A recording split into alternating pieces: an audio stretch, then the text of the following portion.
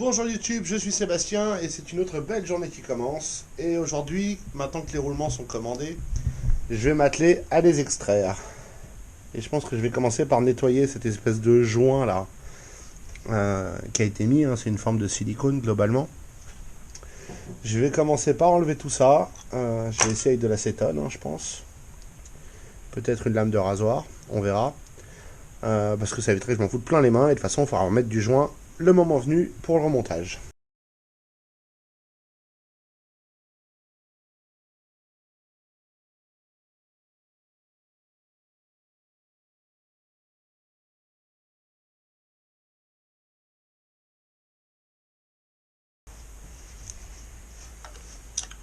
Donc la clé c'était l'essence de térébenthine. Qui l'eût cru. Et maintenant un petit coup d'acétone pour dégraisser tout ça. Bon, j'ai pas du tout le bon extracteur, ce qui m'ennuie fortement. Donc je pense que je vais encore passer un peu de temps aujourd'hui à réinventer la roue. Ça me gonfle. Un jour je vais m'acheter un vrai lot d'extracteurs de roulement, mais ce jour n'est pas aujourd'hui. Ce roulement est vraiment cramé, c'est hallucinant le nombre de points durs qu'il a. Bref, il faut que je me trouve deux accroches, quelque chose au milieu et un truc pour tirer dessus.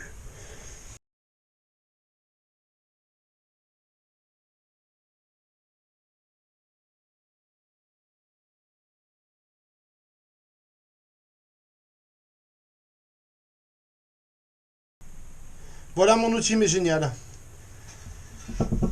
Dans celui-ci, je l'ai mis, je l'ai calé avec un truc derrière, pas ça, ça. Et j'ai martelé dans un sens, puis j'ai tourné, puis encore et encore et encore, jusqu'à arriver à l'écarter assez pour bien l'enfoncer et arriver à le sortir. Au final, une fois qu'il est débloqué, il sort. Hein.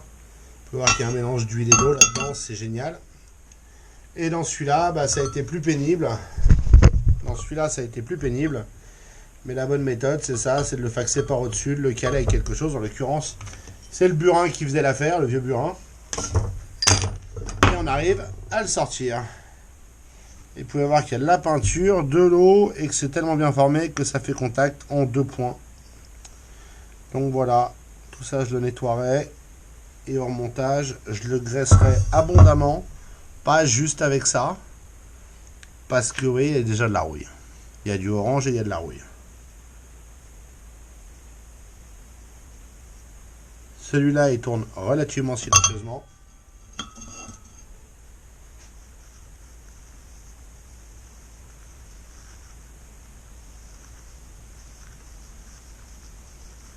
Je ne sais pas si vous l'entendez celui-là, mais c'est consternant. Par contre, ce que je comprends pas, c'est que c'est tous les deux des... Non, il y a deux RS là et RS là. Et malgré tout, ils sont parfaitement similaires. Je pensais qu'il y aurait un côté d'ouvert, il n'y en a pas.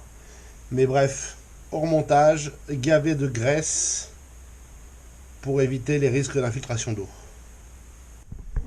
Et voilà, il n'y a plus qu'à attendre la livraison de 1, 2, 3 roulements. À la base, ça, j'avais prévu de m'en faire deux, de mettre un truc au milieu, une vis dessus, etc. Finalement, juste ça et un marteau aura fait l'affaire. Et ça, c'est un bout de 20 par 20 que j'ai entamé à la disqueuse, un peu agressivement. Voilà, livraison 24-48 heures normalement, donc ça devrait aller assez vite. Puisque en fait, m'agiter pour acheter de la chaux pour le mortier, c'est une super bonne idée.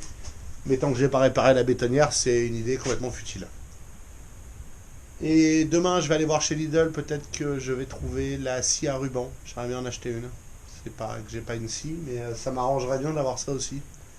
Donc si je la trouve en stock au Lidl le plus proche demain, je vais chercher une scie à ruban. Ça, je suis content.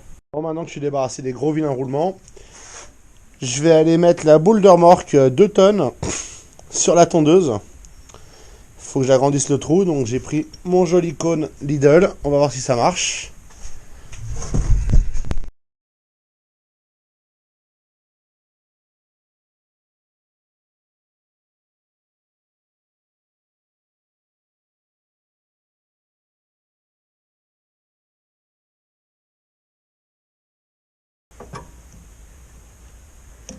Voilà. boule de remorque pour madame. L'idée c'est de pouvoir emmener la remorque chercher les déchets végétaux autour de la maison sans avoir à emmener la voiture dans l'herbe.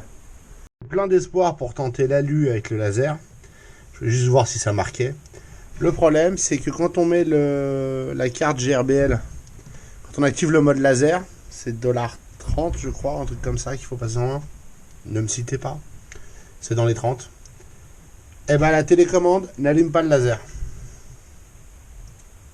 Alors que quand c'était avec la broche, enfin en mode broche, ça allumait le laser. C'est complètement ahuri. Et j'ai pas vraiment de solution. Donc je vais gentiment ramener l'ordinateur et tout le bordel pour tester l'alu.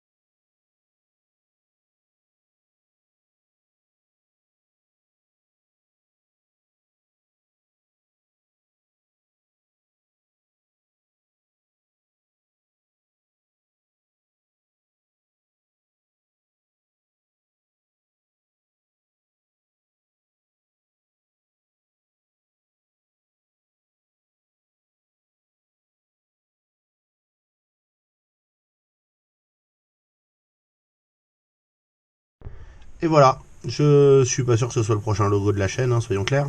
Mais je voulais voir comment ça donnait avec le laser d'imprimer un logo que j'avais dessiné.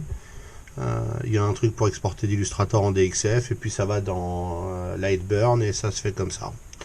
Je ne l'ai pas imprimé très vite, j'étais qu'à 400 mm par minute, je pense que je peux doubler ça sans problème. Mais ça fonctionne, le laser, aussi petit et fragile soit-il, a l'avantage de fonctionner. Donc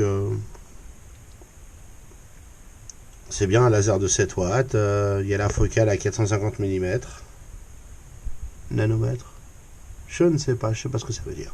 La wavelength, c'est la longueur, c'est 450, je sais pas quoi, je regarderai. Bref, voilà, on peut imprimer un logo, moi je continue à en dessiner et à jouer avec le laser. J'attends de recevoir mes nouveaux roulements pour m'occuper de toute la nouvelle broche et remonter tout ça. À minima, ça fera moins de bruit puisqu'il n'y aura plus de billes à vibrer. Avec un peu de chance, ils seront plus précis que ceux-là. Et voilà, on a bien joué. Mon ordinateur a besoin de batterie. Ça a pris quasiment 1 heure d'imprimer ça, faut pas se mentir. C'est pas rapide, mais parce que je la fais pas tourner à fond, parce que je connais pas les limitations de vitesse. Enfin, de ces limitations à elle. Donc il faut que je travaille là-dessus aussi. Ça va sans doute faire partie des prochains chantiers, des prochaines missions. Ça va être de tester les limitations de vitesse de la machine et de vérifier qu'elle peut suivre, faire un rond encore et encore et encore à une vitesse élevée. Si elle peut faire ça, on aura une machine plus rapide, ce qui serait mieux. Après, ça c'est avec le laser où il n'y a pas de résistance. C'est un peu comme la découpe plasma au final. Si c'était avec la broche, on rentre dans d'autres considérations de matériaux et ainsi de suite. Et comme vous avez pu le voir, pour l'alu, rien à foutre. Ça ne le fait même pas sourire. Donc c'est pas la gravure de laser sur alu, non. Ça n'arrivera pas. C'est dommage, mais ça n'arrivera pas. On essaiera avec une fraise, voir si on peut les mouvoir un petit peu en surface. Et ça aurait été tout pour aujourd'hui. Maintenant, il pleut. C'est charmant. Ça lave le mortier, c'est ce qu'il faut se dire.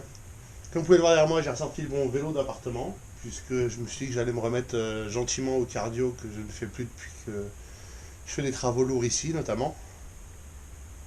Ça ne me réussit pas forcément, donc j'ai décidé de m'y remettre doucement. Hein. Petite session tout à l'heure, un quart d'heure, rien de très impressionnant. Mais je reprends progressivement et je voudrais revenir au stade où je pouvais faire une heure par jour sans souci. Ce que j'ai fait pendant de longues années, avant de faire beaucoup de travaux. Je ne faisais que de la mécanique à l'époque. Et donc sur ce, je vais vous souhaiter une bonne soirée. Je vous remercie d'avoir suivi cet épisode et je vous retrouve demain.